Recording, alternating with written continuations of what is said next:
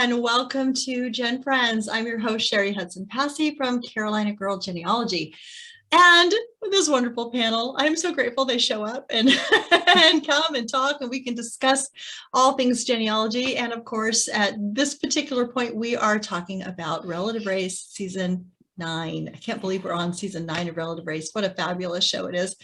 We're on day 3 of Season 9. So we're going to talk about the fun, the tears, the family connections, the challenge, the prizes, the first run, when you come in first, what you got. I mean, we left you last time talking about what we would get, right? Our relative, because remember, the prize for coming in first on day 2 was to be able to get something for your relative on day 3.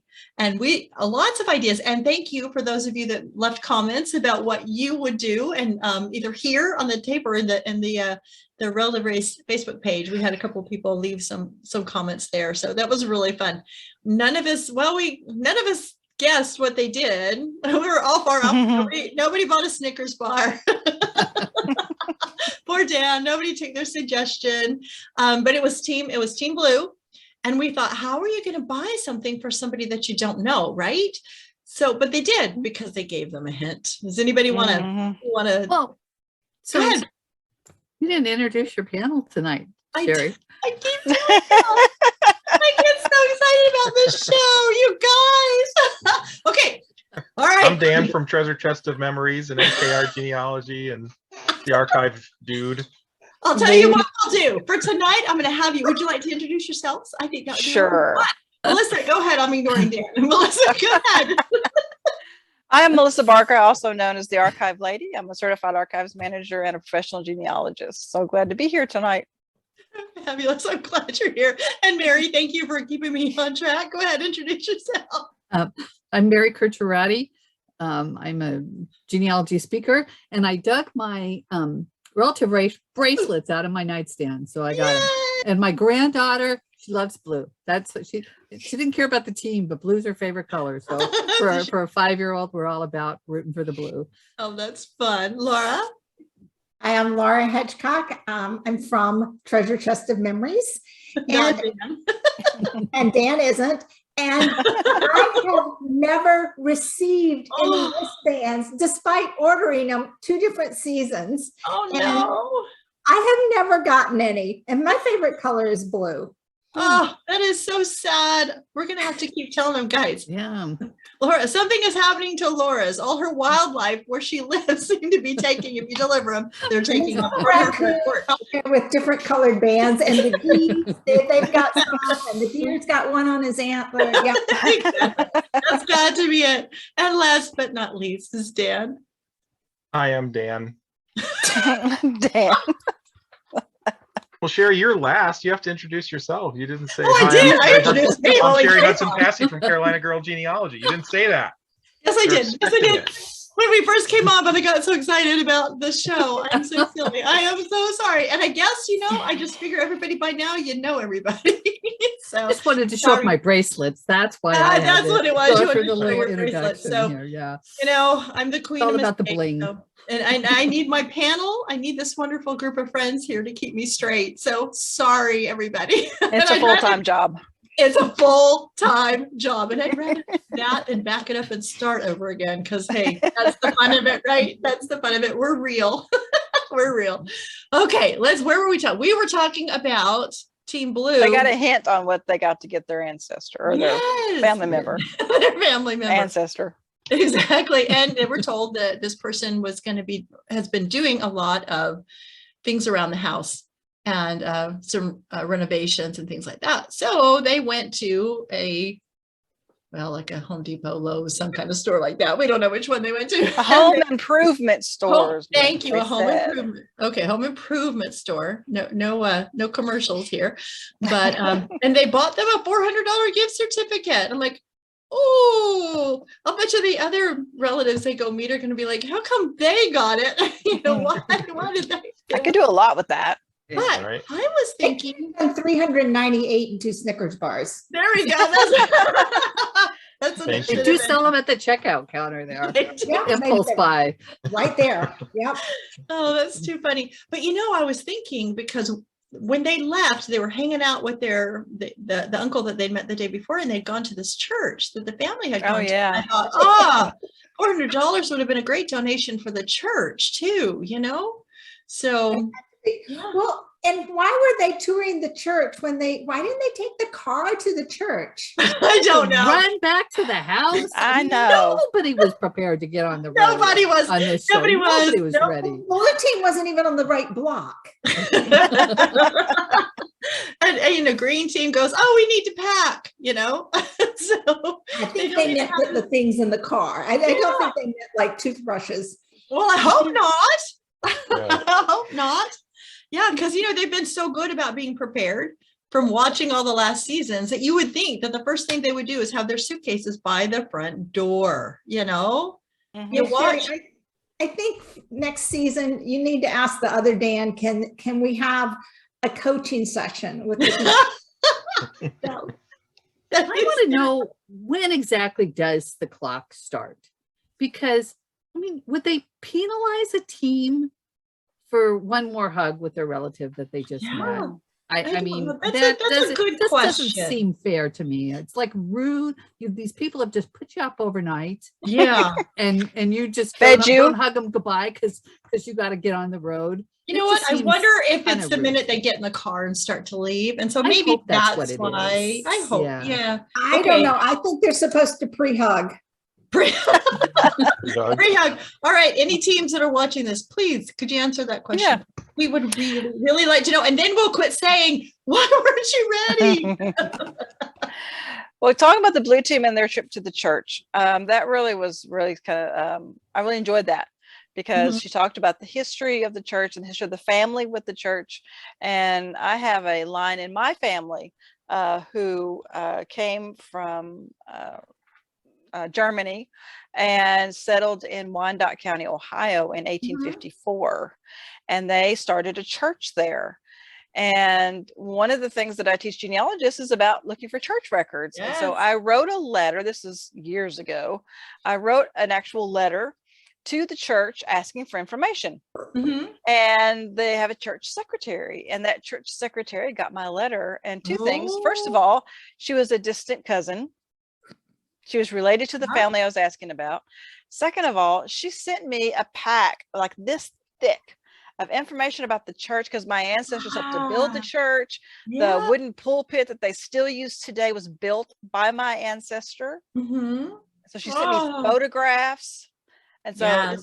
and so Churches it was are great. good as far as getting information. I was trying to find some church records and posted it on a Facebook post in a county, and the records aren't there anymore, but somebody who's connected to my family and their ancestors went to that church connected with me, and we were able to share that's right. information. Yeah. So always look and see what you can find out about a church. So I thought Yeah. that was great that they were touring that church. Yep. So, and then Team Red. So I guess Jose was making breakfast for the family. Yes. And Tiffany says he doesn't always do that, but he did it this time. It was pretty good. So that was. It looks good. I think this is the second. I think last week's episode there was breakfast and I saw pancakes. I thought, oh, those pancakes look good. Black, yeah. And speaking of Team Black, they got gifts. They got wedding They gifts. did. Yeah. They were nice gifts. They were nice gifts. Yeah. They got the it wasn't a Keurig, but it was something like that to warm up. It was, I think, a hot, like a Just hot an water pot. electric There kettle. we go, Yeah. electric Kettle, kettle. yeah. Yeah. Water kettle. Right. Yeah. Well, and she got this blanket, and it was interesting, I think, and I don't know if they did it for the show or if they just did Yeah. it, but they made sure to make the comment that this is from her grandmother, who Yeah. can't be on the show, they said. Right. Paternal so- grandma. Right. Paternal, And so yeah. so if she's living, and so maybe she would hopefully they'll get to meet her, but they said Yeah, that she hopefully could not be so, on the yeah. show. And And I it thought it was- was interesting. They said it was a Cherokee. Cherokee. Did you guys catch that? They said it was Yes. a Cherokee blanket. And I'm thinking, well, she's either got some Cherokee or that family history that there's Cherokee. So that'll be interesting to see. Yeah, and I'm thinking, Melissa, I'm thinking the grandmother isn't that elderly, because if Brian was 16 at the Right. time that Caden was born, Yeah. you know. Yeah. So yeah, I mean, hopefully they'll be able to meet and have. Yeah. So he's 40 and grandma's my age. I know. That's what I was not going to say. That was what I was not trying to not trying to say. Whatever. So I thought that was beautiful. I thought those are beautiful gifts. Trying to think of what else as they left. Team Green. Oh, they got the family tree. That's right. Go ahead, Melissa. Oh, they got a family tree. Yeah. I thought that was wonderful. I think we've had this a couple of other times in seasons that they got a family tree. Yeah. So So it's neat. I think it's neat whenever when they meet their family members and then they find that those family members are also interested in family history. Yes. Because then they can tell them. And I remember that Angie had said, this is so great because we keep hearing all these names, but now we can visualize and see where they fit in the family, because that's got to be kind of confusing. You go and you say, well, this is your aunt, your uncle, and your grandma, and your whatever. And you're going, it's hard to fit it all together when you can't visually see it. And so I think that's really fun. And she saw pictures of her maternal grandparents. Yeah, that she had. Mary, go ahead. Well, I just think it kind of maybe points to some of the behind the scenes that's going on. Those families know who's coming, and the details that they're getting married. And so they get to plan for, how are we going to celebrate this? How are we going to put together this family tree? Right. And then you can see that they've obviously made the effort. I mean, the contestants are only there for less than 24 hours, but they've been planning and putting together stuff in anticipation. So I think that's really neat. I think so too. And, they'll say, we didn't know anything about you until the show contacted us, in the cases where they didn't. And they've just been waiting so long. And even the ones that knew, they knew, but they didn't know where to find them. They're also excited about them coming. And so that's got to be this weird thing when you get to the door and your relative has just been waiting and waiting and waiting. And they're just all this anticipation for you to come, but you don't even know who you're meeting. So that's an interesting little dynamic that they have going on there, I think. So let's talk for a few minutes about the challenge. That challenge was something else. I'm trying to remember what they called it. I wrote it down. They called it the Candelabra Cluster. Classic. The Candelabra Classic. I can't read my own handwriting. But my name might be better. It might be. It might be better. So they had to take these water guns and shoot these balls off this little candelabra thingy that they had, and you had to get enough water pressure to get the balls off, but you had to find the balls that had the code to unlock the little chest that had your ancestor's address in it. But the one at the top, the yellow ball, had the complete address. So you didn't have to play around with it and put them in order, because the balls would have a number on them. Some of the balls had no number, but the other ones had one of the three numbers, and then they'd have to figure out which order to do the combination. But the yellow one at the top had the entire number on it. So they were shooting, and you would think that, Kareem's a big guy. You would think he'd get a lot of and get that ball down. You would think that Jose, with his military background, would be able to get it down, but they all struggled except for Team Black, who lucked out.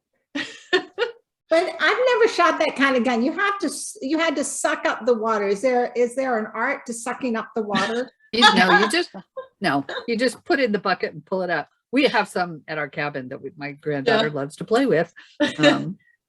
So the art is probably in the aiming, maybe. I don't know. I don't know. Well, and being able to put the pressure and understanding, about the physics of arcing. So you got to go higher to get the distance because the water's going to drop. So See, you have to be a mathematician or a scientist to get these things. Or an artillery expert. Yeah, exactly. Just go with lucky. Or lucky, like Team Black, because they got that yellow ball in 45 seconds, their third try. Really? When they said that, the other teams were like, what? So they were in and out really fast because it was luck. It was not any type of, figuring out how to get it. It was just pure luck that they were able to get that down. So they were off and running to their relatives, and everybody else pretty much struggled as well. The way they cut it looked like everybody else was struggling. But I know that Rochelle was saying her little arms just couldn't. She just couldn't get it to work the way she wanted to. And Team Green was struggling. Everybody struggled, I think, except for Team Black in this particular one. I think it would be a fun game, though, as we talk about our family reunion games. I think it would be a really fun game. I think it would. I think kids would love to be able to, except for they'd be shooting each other, but still, I think. Dan, what say you? Do you think kids would love to play that? Yeah, they pretty much played anyway, but just with each other's heads instead of balls. So like that's at least my kids do. Yeah, if they can knock each other off of the candelabra. Yeah, there you go. Even better. That would be even better, right? And if that was in the water, Ooh. so when they fell off, they drowned. That would be. No, but I think that could be tweaked for a family reunion. We're thinking of happy fun times, and Laura's going like right to Hunger Games. Like if we just like. Oh gosh, that's too funny. That's too funny. They also had a little bit of trouble finding their relatives. Team Blue was on a one-way street, and they passed it, and they had to turn around and go back. Just crazy things were happening like that, for them. It wasn't straight shots this time.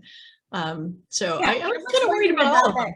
Could they have parked and run back up the street? I mean, that seems like that would have been quicker than going all I wonder if technically the car has to be parked in the driveway. I'll bet you that's what it is. Oh.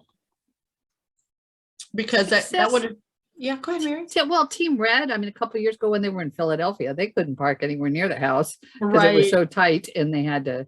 They had to parallel. that was Yeah, so I don't know what the rules are for that, but I would think if depending on the city, and most cities you can pull into a driveway, I'll bet you they have to pull into the driveway before they can't run anywhere. Because that's a good point. That's a good point. If you pass it, just park the car and just turn around and run. So yeah, that's another question we need answered. What's the rule about the rule book? Yeah, we would really, I hope somebody's listening. We would really like to have a copy of the official rule book, because that would be really unless fun. it changes like on the fly. It probably does from year to year. Yeah, it probably does from year to year. So let's talk about the relatives that they met. So let's start with Team Blue, because go ahead, Mary. I'm sorry. Well, I just was so which team stopped? They want to take their city selfie, and they stopped at the visitor center, so they got the map of the map. city. That was Black. Wasn't that Team Green? Or was it green? It was either black or green. I don't remember now. No, black. You're right. It was Yeah, black. but that was smart. Yeah. Yes, because they actually got a city map instead of they got that right. city map instead of some big map of the county or something. They actually got a city map, and that's what helped them find their relative's house. And then I remember Team Red couldn't find it. Then all of a sudden they just drove past the road and went, "There's the road!" Just pure luck. So they were able to find it. But so Rochelle and Kareem go to their relative's house, and of course we know it's Rochelle's. I mean, they all look like each other. I think you can see the family resemblance. So it was another uncle. This is the uncle that they bought of course they didn't know it would be her uncle, but this is the person that they bought the $400 gift card to. And that was so sweet when they gave it to him. He started to cry, and that was just really sweet that they were able to do that for him. But he was able to tell Rochelle some information that she wanted. So anybody want to go on? Yeah. He knew Mom. I mean, it was his brother who's dad, but he knew Mom because she used to come hang out at the house or whatever. So he was able to give her name to Rochelle. Yep. Yeah. And I believe it was Rosalind. Am I right? It was Rosalind. Yeah. And what I thought was really sweet is when they met together to go over their day with Dan, that Leighton said, what's your mom's name? I mean, she didn't just let it go, that she wanted to know. She was curious. She was supporting there's how they support each other. I just love that. But that she even asked, and what is your mom's name? I thought that was really beautiful that she would Yeah. think outside of her journey for the day and ask what her mom's name was. And I thought that was cute too, how he was describing her as fun and happy and joyful and all that. So I thought, well, he really knew her. So that's And great. that was funny because at the very beginning, when they're doing their little video and describing each other, Mm-hmm. Rochelle's description was that she's funny.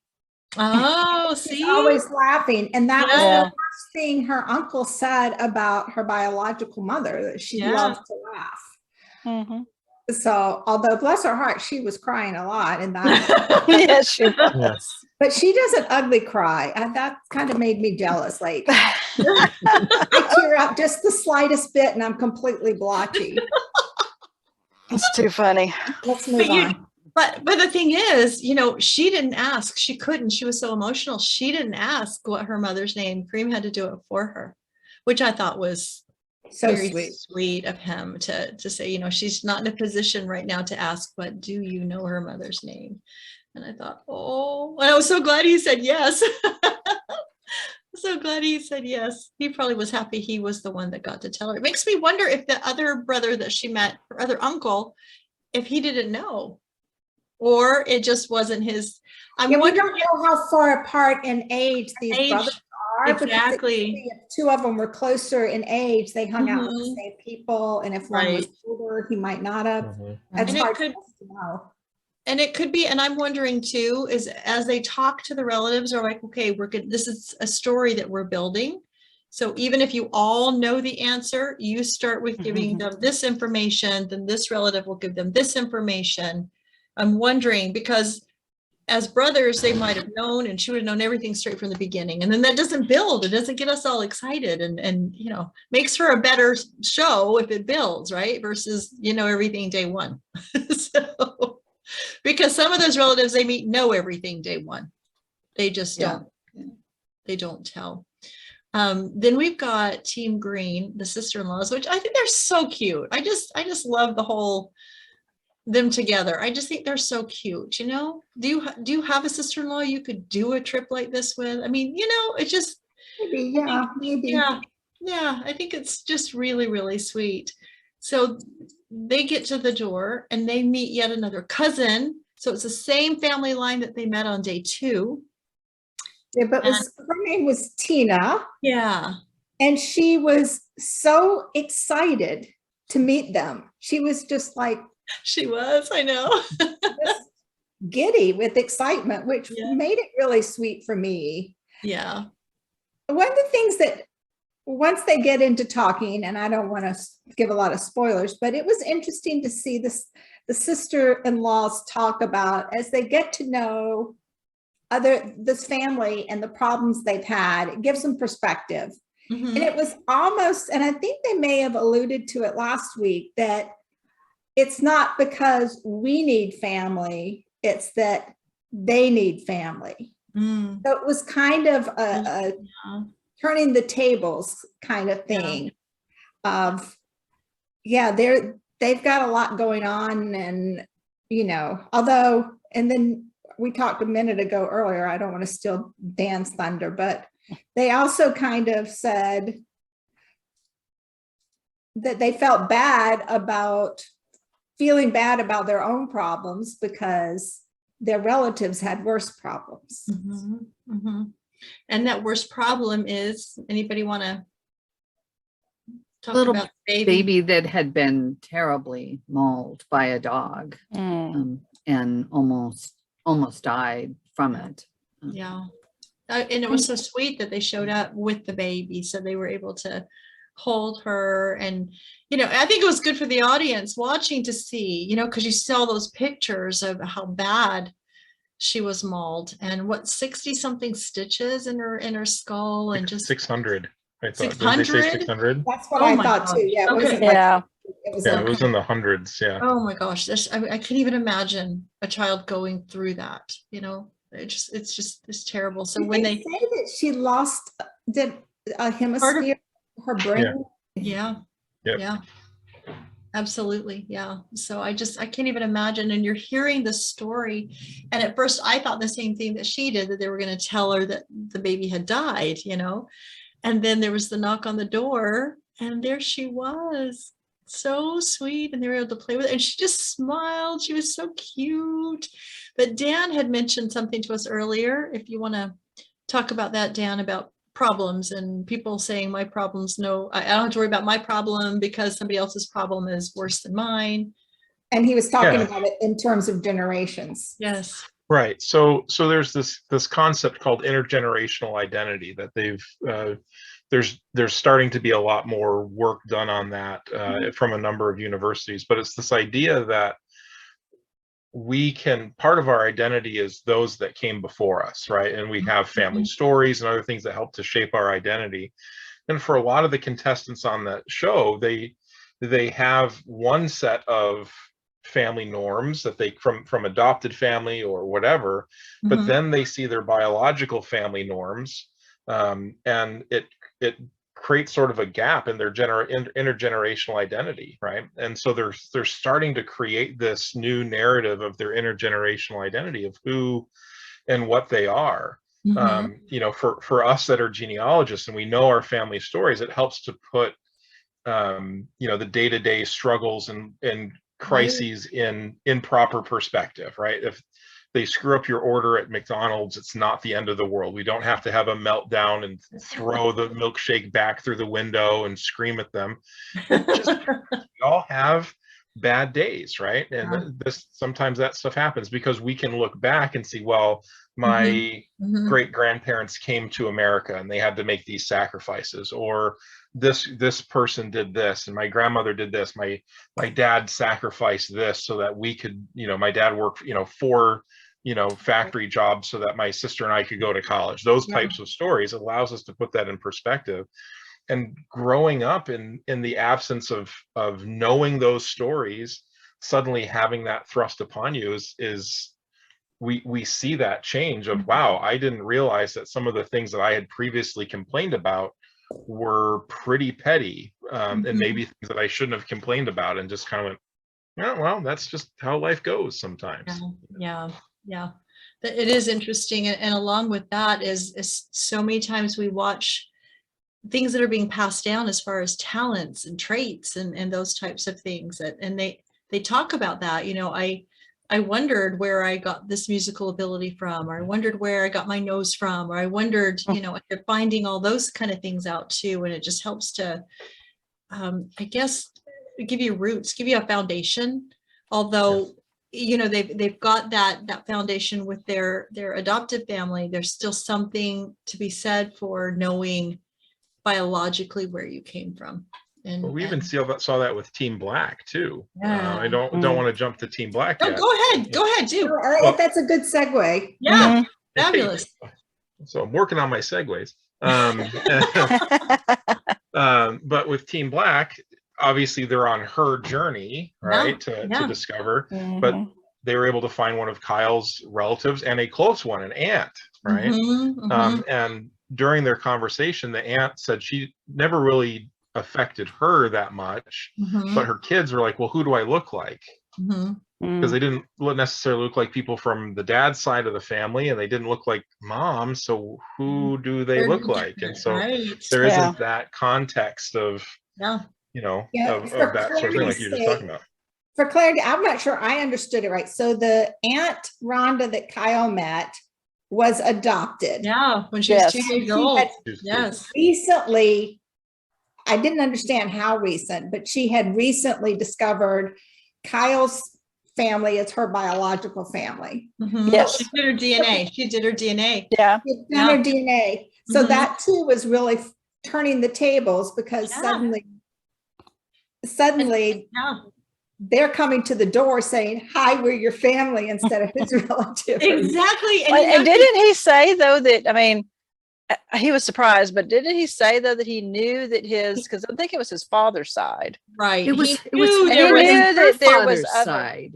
Huh? Also, it was her father. It was the aunt's father's side too. Because the aunt had been looking for her mother and never really even thought about her father. That's right. And connected with Kyle's.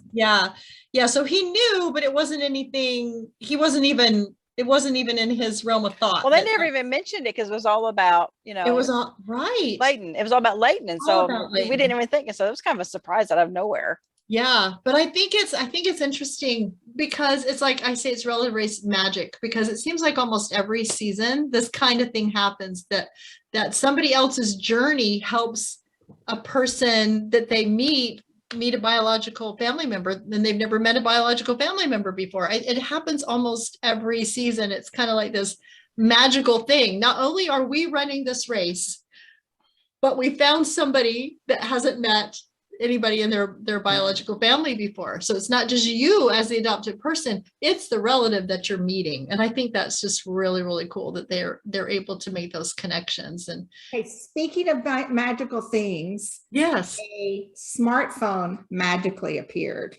it was, I read that it wasn't his, because they're not allowed to have them. It was one of the staffs. Because Well, that's what I remember, figured. one of Oh, the the staff crew, because remember, they figured that knew they were going. And so I'm sure they'd already asked for that family picture. Yeah, they knew that this was going to happen. But yeah, Kyle didn't have his smartphone and just pull up his family's pictures. I thought maybe his producer did or somebody. So it was, so it was somebody in the crew is what I read, because there were a lot of people asking that question on the Fans of Relative Race page, and they're like, no. He did not have his smartphone. He's not allowed to, they didn't, let him have his smartphone. It was somebody on the crew. So that was because they know ahead of time, who they're gonna meet. And so that that they wanted a picture to show her. And so, yeah. I'm glad you saw that. A lot of people saw that and went, wait a second, that's no flip phone. So, anyway, I thought that was really sweet. And he was so sweet with her, and he was teared up, and and Leighton was so sweet about saying, now he knows how I'm feeling. So she took it really well too. She didn't take it like, this is supposed to be about me. Well, and she knows now what it's like to be in that support role. Yeah. Exactly. Yeah. Exactly. So they're just a sweet couple, aren't they? So I'm glad and she has 4 kids that are kind of Kyle and Leighton's age-ish, right? That's what it sounded like. Like. So yeah. So he's got these new cousins that he never knew about before. So he's excited to be able to meet them. So I thought that was really, really fun that they did one of those surprise things again. That was really cool. And then last but not least, only because it was so hard to watch, we had Tiffany. Oh, that was just her. Yeah, it was so hard. That was so hard. So her relative that she met was her uncle, her mom's brother. And, she's really not been able to, she's just on day 3, but she really hasn't found out much about. I think the only thing that we've known so far, cousins told her that her mother had been living in Alaska. I think that's about the only thing that she's been told. And so here she is, she's meeting her uncle, her maternal uncle. And she's asking all these questions, and he keeps saying, your mom was this, and your mom was that. And I thought, oh no, this is not good. And then she picked up on it.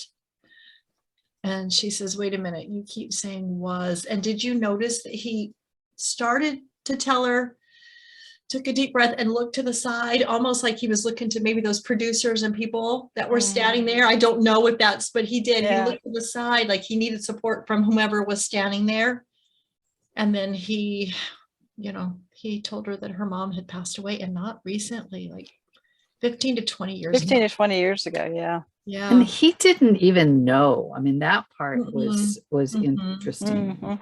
That she had passed away, or he didn't even know that. He didn't know that she existed. But he didn't know when. Yeah, he didn't know much. Yeah. Yeah, he didn't. Yeah, that was odd. Yeah. And then, I think it was kind of tragic because he didn't know that Tiffany existed. Right. He didn't know when his sister died that she's looking at getting a lot less answers. Yeah, unless there's some other family member out there that knows the answers, she's not going to get much, and that's got to hurt. He did have a photo, so at least she got a photo, and she looks just like her mom. Yeah. And the family resemblance is just, unreal. So, I mean, she got that, but the sobbing, I can't even imagine. You know, you go on this journey, and we've had other teams that the same things have happened to, you know.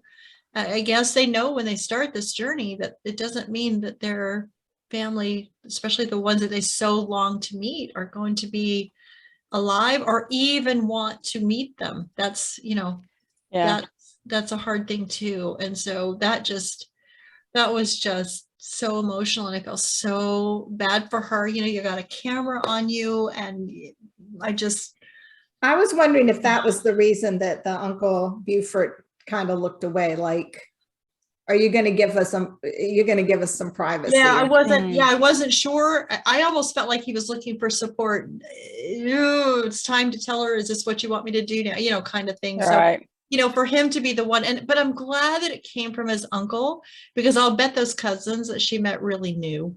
I'll bet they knew that her mom was. Yeah. But I'm glad that it's prepared to tell her, or I'm glad it came from him.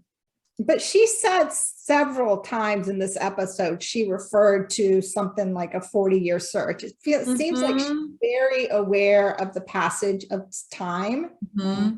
And that was probably something she was already worried about. Really worried. And then her worst fears came true. Yeah, exactly. That was just so sad. It was very heart-wrenching. Yeah, it really, really was. So, I mean, even to the point where we'll move on now to the results. You know, I get so caught up in it, and then all of a sudden they go to the office, you know, where Dan is, and I'm like, no, we have to go to results. Darn it, because you get you're either really excited because of what's happened, or you're really sad because of what's happened, and then next thing you know, it's time for the results. It does. It takes you out of the story, doesn't it? It does. It pulls you right out. It pulls you right out of the story. But they're so, again, we've got very, very supportive teams of one another. We've already talked about how Leighton wanted to know what Rochelle's mother's name was, and you know, just you can see their emotions. They're introducing their relatives. You know, and then you know, they're wanting to meet them, and they want to know what they're finding out, and those types of things. And so I thought that was sweet. But when Tiffany told her story, they all were crying. They all were crying. Dan was crying, and we talked before we came on, started to record, that, you know, I think he knows this Dan was crying too. Our Dan was crying, and the other Dan was crying, as we call him. And yes, I think he knows a lot about what happened during the day, but even if he knew what she was going to say, it was still so heart-wrenching. I mean, how many times have we watched a movie over and over and we still cry, even though we know what's going to happen, we still cry. And so I think those were genuine tears as he heard her. It's one thing for the crew to say, or the genealogist to say to him, you know, this is her mother, she's going to find out her mother is no longer living. That's one thing, than to hear the person actually say it. And so I think he was truly touched by that, you know, because he cries every once in a while, but not often. But when they've got these stories like that, he does tear up, you know. And so I think that story really got to all of them, and they're all thinking, you know, they're all sitting there thinking, oh, well, I haven't met this person, that person. I wonder if that's going to be my story too, because, you know, they're all thinking that. So, that was really sad. So, but hopefully she'll get some answers. I'm hoping as her story moves on, she'll get some answers at least, and know what was going on, because nobody even knew she was pregnant. Nobody even knows why. The uncle did hint that it might have been she had some medical problems. Yeah. So maybe it was something like that. So the winner day 3, whoever won day 3 gets what? Who wants to announce? What do they get to do? They get to punish another team. And they said they give them a penalty after the challenge. So I wonder if they're giving a penalty during the challenge. I wonder what they mean is it's going to be harder for them to do the challenge somehow, or, you know what I mean? Maybe make them do it blindfolded or something. Yeah, just something. They're going to have further away. Yeah, something like that. But So now it's going to come down to gameplay, right? As to who they're going to penalize. So we had Team Black come in first place, which is not a surprise since it was 45 seconds. Boom, they got that yellow ball. So they really got out of the challenge fast. And then we had Team Red. I mean, they're just sitting right in the pocket, aren't they? Yeah. And so no strike for them. Team Black's got 1 strike. Team Red's got no strikes. Oh, when they said team blue and team green, I got so scared for Team Green. I thought, no, they haven't. She's only met cousins. Please don't let her. There's got to be somebody else besides cousins. Cousins are great. No, I don't want to offend the cousins, but cousins are great. But she's, she needs some answers that those cousins don't have. So I was, not that I wanted Team Blue to get a strike, but I was happy it wasn't Team Green, just so that, they didn't get a second strike. So we got Team Blue with a strike. We got Team Green with a strike. We've got Team Black with a strike. So the only team that doesn't have a strike is Team Red. So who would you give the strike to? I'd give it to Red. Sorry. Yeah, I would too. Yeah. Well, I think too that it's, you can say that you don't want to do that, but if you give it to Team Red, then that means that all the teams get to stay longer. So you really are, helping everybody to stay longer. Exactly. You really are. And they said, this is why we didn't want to really get the day 3 prize. We didn't want to come in first because now we've got to do that. And we've seen in seasons past that it kind of puts a target on that team's back, so if it ever happened again, it's going to be payback for them, Right. So. And we haven't mentioned that both Team Black and Team Red are bilinguals, and there was a little bit of smack talking about it. That's right. That was so cute. And they even, all of them texted and said, we just love all you guys. If you come in first, remember us. We think you're so cute. Yeah. Loving your families. I mean, they were trying to. And the other Dan said, let the suck up begin. That's right. Yeah, right. Let it begin. But, it's in the past seasons, we've had other teams that have gotten this type of a reward. And they've even asked, can we just, do this for ourselves? Because they didn't want to do it to anybody else. Yeah. And they told them no. And so, so, yeah. So it'll be interesting to see how that plays out. Because I don't know that there's any other. Who would you worry about if you were Team Black? But maybe Team Red. And Team Red, I mean, there you go again, Team Red, because they keep coming in second and third. So it makes all part of the game, and so they all know that it's a game as well, and it's a competition. And so it's nothing personal. No. But I think going into day 4, if I was Team Red, I would say, that we're going to get it, and I would even say, just give it to us because it helps your team. I would just say, just give it to us because. Yeah, Team Red was only, what they say, 3 or 4 minutes behind Team Black. Yeah. They couldn't have struggled that much on the challenge. Yeah, I think it's just the way they cut. I always think it's just the way they edit and they put it together, because sometimes they show the cars racing to the houses and you think, oh no, they got there first and then they got there second. And then when you come to results, it's completely the other way around. Yeah. Mary, were you going to say something? Well, I really think about the time. I mean, Team Blue, their time was like around an hour. Yeah, they were 45 minutes and they said, it was less first time ever. It's been so short. So how does that impact how many things can go wrong on that distance that can slow you down? Yes. Versus somebody else who's got a 3-hour trip. But maybe you can make up time on a 3-hour trip that you can't make up on a 45-minute That's trip. a good point. That's a good point. Yeah. Well, another good day. Are you okay there, Laura? Sorry. It's okay. Just checking. Did we cover everything? Is there anything anybody wanted to talk about and that we missed?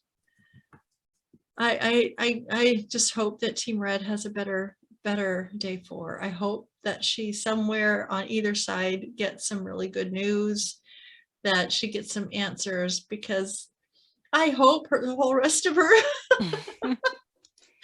her time on the show isn't like the sad where she's not getting any answers. So let's hope there's something really good coming for all of them. And I'm sure there is. I'm sure that we are leading up for each of them to really find some wonderful things and some wonderful relatives and get some really good connections. So I'm excited for that. So we would love to hear your thoughts about day 3. If you have any answers to the questions that we asked, we would love to hear those too.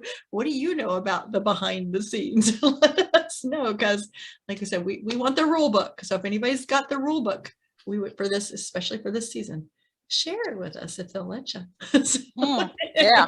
Yeah, if they'll let you. Anyway, it was good to be with everybody tonight. Thank you so much, my wonderful panel that keeps me straight. I appreciate all of you, and we will see you next time on GenFriends. Bye, everybody. Bye. Bye.